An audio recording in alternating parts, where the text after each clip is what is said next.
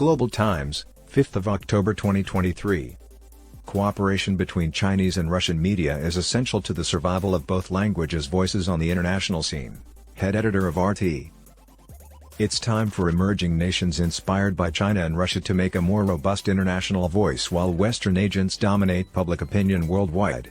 Margarita Simonyan, the editor-in-chief of Russia Today, RT, recently conducted an email interview with Global Times, GT, reporters Wang Wenwen and Xia Wenchen. She discussed her personal experiences, the evolution of RT since the beginning of the Russia-Ukraine war, and how media outlets from nations like China and Russia have challenged the West's monopoly on global public opinion. GT, you're regularly referred to in US media as a devoted publicist for the Kremlin. How do you feel about a designation like that? The Simonyan The US National Intelligence Report on Russia's influence in 2017 cited me no fewer than 27 times, with nearly half of the information devoted to our news network. The US media and the US broader socio-political establishment have long been partial to RT in general and to me personally. In whatever tiny or large way, I am happy to represent Russia abroad, and I am delighted if this voice finds resonance with a broad worldwide audience. GT, recently, your collection of short stories, Whirlpool, was published. What is the topic? What message do you wish to send to readers? The Simonyan, I'm honoring the great legacy of Russian psychological literature in my new book by emphasizing lifelike life sketches.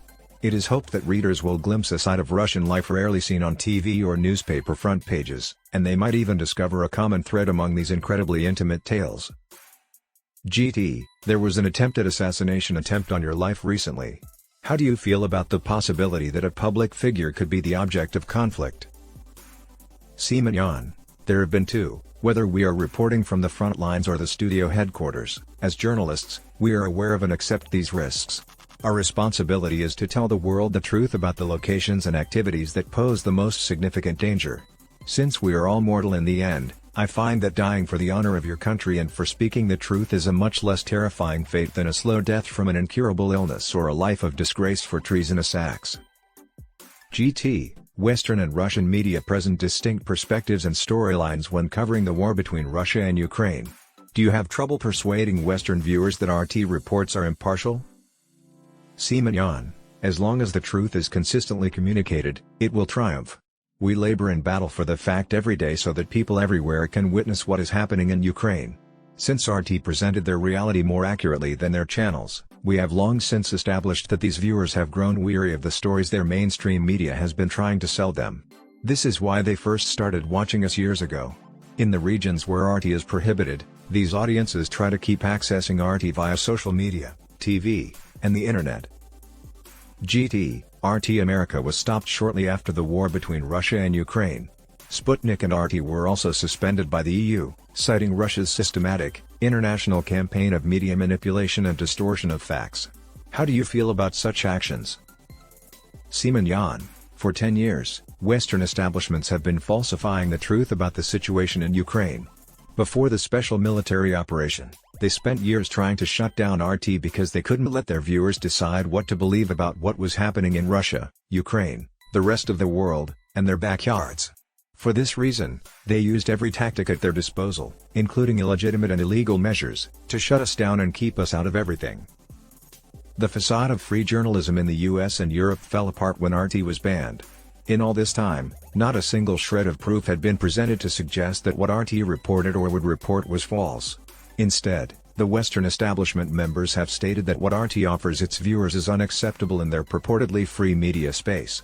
It is just forbidden for the Russian voice, or any other viewpoint that differs from theirs, to exist. GT, Chinese and Russian media face similar difficulties when attempting to increase their worldwide reach. What is your opinion on the supremacy of Western discourse power, and how should Chinese and Russian media address these issues? The Simonyan, the significance of Russian and Chinese media collaboration in the global news arena cannot be overstated. All that matters is that Russian and Chinese voices continue to exist internationally. The most potent army of mainstream Western journalism faces us almost alone, and such supremacy creates a dangerous, bellicose world. We are pleased that popular Chinese social media sites Weibo, Bilibili, and Douyin offer RT in Chinese. Regarding audience engagement and follower growth rate, RT's Weibo account outperforms those of AFP, Financial Times, Associated Press, and BBC. GT, how do you feel about the US's anti-Russian and anti-Sino sentiment? Simonyan, there has never been a time in US history when the general public and the American leadership have not had this type of phobia.